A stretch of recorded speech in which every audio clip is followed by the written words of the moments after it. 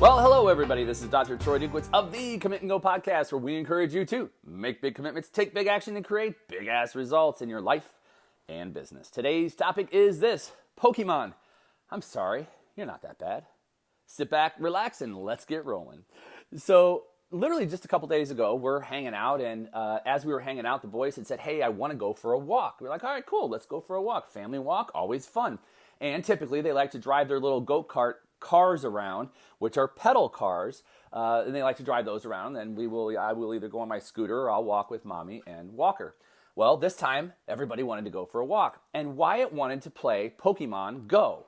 Now, I remember years ago when this came out that I literally, like as a chiropractor, it's like a nightmare to see people walking with their heads down and their cell phones. People do this too much anyway. And so now people are literally walking around. We have people walking out in our parking lot with their heads down following Pokemon. And I was like, how ridiculous is this that people are doing this? And I was cursing Sir Pokemon back in the day. Until finally, just a couple days ago, my boys are saying, hey, like, we want to go for a walk. And Wyatt said that one of his friends at school had this Pokemon Go game. And could we play it? Because it would tell him to like run, or he'd like to have to run after something, and he could get points and whatever. I didn't understand it, but I said, hey, if you want to do it and it makes going for a walk more fun, then let's give it a shot. And so we go ahead, my wife and I both download this Pokemon Go onto our iPhones, and we start going for a walk.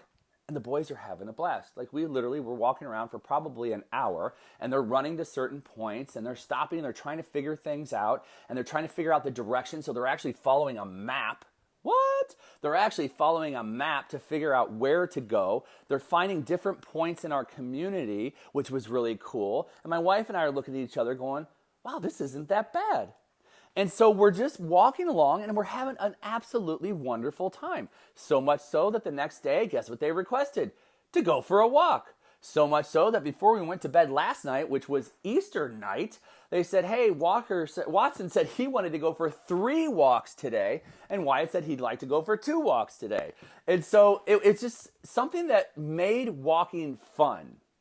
And yet the thing is that because I knew nothing about it other than the effect I saw it having on people, which were people walking with their head down and screwing up their necks and screwing up their energy and screwing up their focus, I didn't understand the whole gist of it all. And how many times do we do that in life where we don't have the full story, so we automatically make a judgment without getting more information? I see this all the time. As a chiropractor, I see this all the time where people have no idea what chiropractic really is. They have no idea that chiropractic is not just about back and neck pain, but that chiropractic can help people to have better energy, can help people to have better focus. It can help them to do a whole host of things when their body is functioning at a higher level. But people only think that it's either for back or neck pain, or they even have the other side of the continuum, which says they never go because they think it hurts or it doesn't work, but they've never done any research or understanding as to what it is in the first place. We tend to mock what we don't know. I was mocking this game, this Pokemon game, when in reality, it actually created a lot of fun for all of us, not just the boys, as we were walking around and we were learning this thing together. Something that they were instantly interested in, that had them wanting to go for a walk and doing something a little bit different. So I ask you, when you look at your own life, where is it in your own life that you tend to be mocking things that you just don't understand? Maybe it is in your health. Maybe it's in your relationships. Maybe it's meditation. I've had people say, oh, I can't meditate. Or they even think that meditation is like this metaphysical voodoo that they shouldn't be doing because it's some way somehow against their religion. And so they don't know enough about it that they mock it. Maybe you look in your own relationships and it's something maybe with your spouse or significant other or even your children that you're mocking, but you just don't have enough information. Again, if I point you in the direction of looking at just being a chiropractor for some 20 plus years, if you look at just that direction and you go, man, people have been mocking this profession for so many years, but many don't even understand. And one of the most common things I've heard over the years is when I get to explain chiropractic to somebody, whether it's in an office, whether it's while I'm traveling, they look at me and say, wow, I had no idea that that's what chiropractic did. Or when I share with people being a coach, and they somehow, some way think I'm like Stuart Smalley on Saturday Night Live. If you haven't seen it, go YouTube, Stuart Smalley, Saturday Night Live affirmations. And they think that I'm some way like I'm like associate with him, and I'm like, I'm good enough, I'm smart enough, and gosh darn it, people like me. Now, I love affirmations and everybody should do them.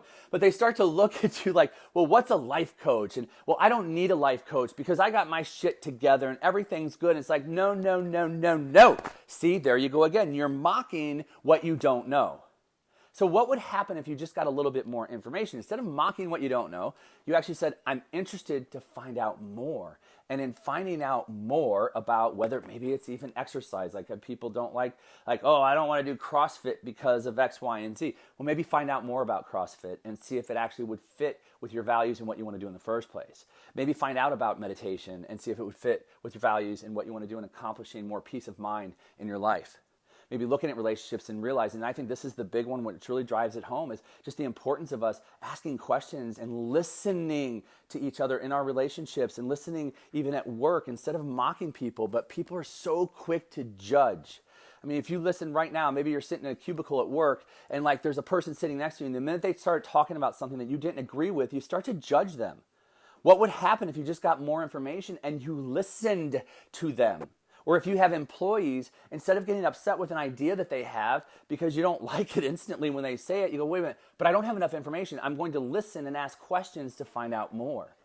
And what happens is instead of looking at something and it's negative all of a sudden, we actually open up a door of possibility. And this door of possibility for us and our family opened up some walks that are just a little bit different than what we do when we go outside and play with the kids. And it's fun, and it has us stopping and going through different adventures and playing with dandelions and running in the grass. Oh, and oh yeah, by the way, playing the game, which creates more connection. And ultimately, that's what happens, folks, when we stop judging and we start listening. When we stop judging and we get more information, we can then make educated decisions. We don't have to knock anyone down to build ourselves up. We just have to get the information that allows us to make a decision, and then we can move forward. That's all I've got for you here today. Hey, if you haven't already, head on over to, you know it, iTunes, Google Play, or Stitcher.